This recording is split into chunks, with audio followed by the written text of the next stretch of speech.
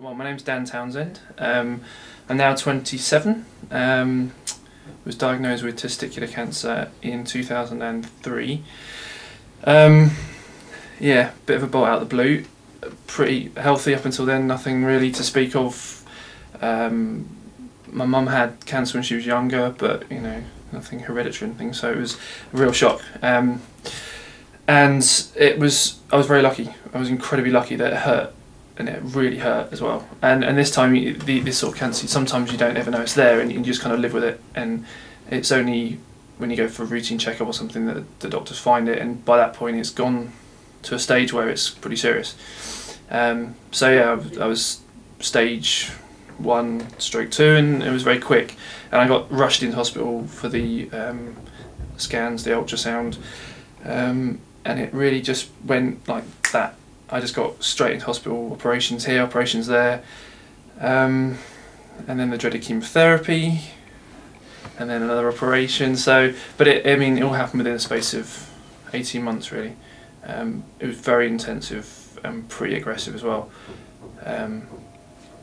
But it just sort of happened. You just sort of get on with it. So.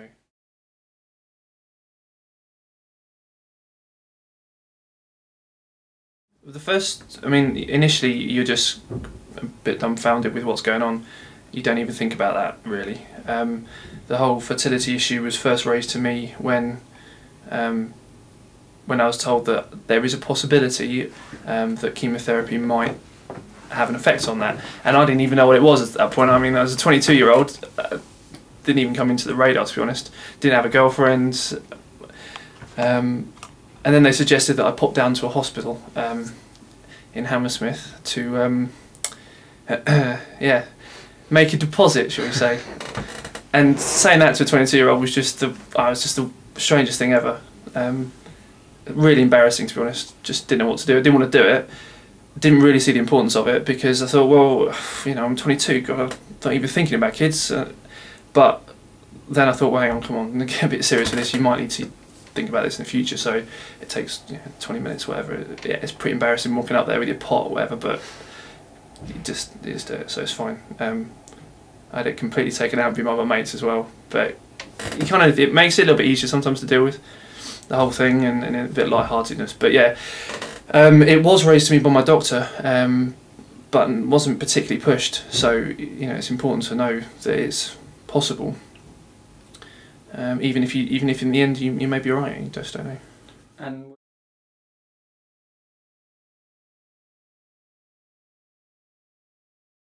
I hadn't even thought about it, to be honest. 22, I was just having a bit of fun, doing what I wanted to do. Then I thought it's hard enough dealing with the whole cancer thing, let alone children. Let's just do what I need to do. Another hospital visit, another doctor to see, but I'm glad I did do it, even though I wasn't actually pushed. And I think it's important to actually know the facts and know that there's a percentage chance that you could be infertile. If you do this deposit now, then it won't matter at the end because you may be able to go back and use this. So.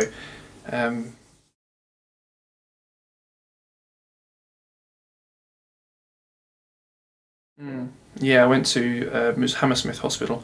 There was a specialist clinic there, and they do the test and let you know how fertile you were, and then the idea is you go back when you want to and test again how fertile you are.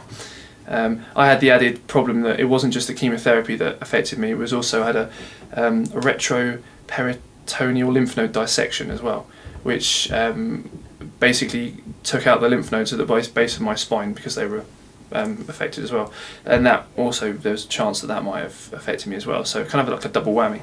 So I'm looking forward to finding out, shall we say? yeah, so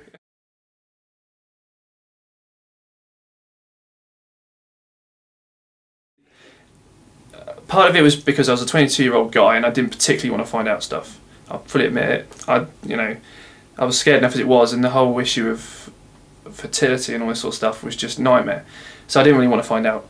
But looking back now, I didn't think there was much out there, to be honest. There were no leaflets particularly. It was kind of a, well, off you go. You need to go to this little clinic and do what you need to do, and that's done. It wasn't a kind of, with chemotherapy you've got leaflets everywhere, in radiotherapy you've got leaflets everywhere of what the side effects are, what you'll do.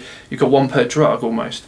with this, it was really limited, and the only way I actually found stuff out was through kind of website case studies, a little bit like this one, and people who'd done it and said, you know, this is what will happen. It's not that embarrassing. You just turn up and do this and go, and it makes it a little bit easier to deal with. But yeah, it was limited.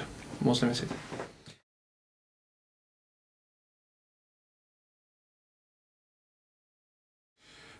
Yeah, I guess. It's amazing how much things change in like a couple of years. You know, 2 years ago you said to me, are you even interested in finding out the result? Well, not really. It's just something I can do in the future. But yeah, priorities change, I guess. And I'm not particularly keen on having kids now or next year or year after, but I am keen on finding out, because at least then you can kind of plan. So, and I'm not really bothered, to be honest, either way. There's nothing you can do about it now, so you might as well just find out anyway. So.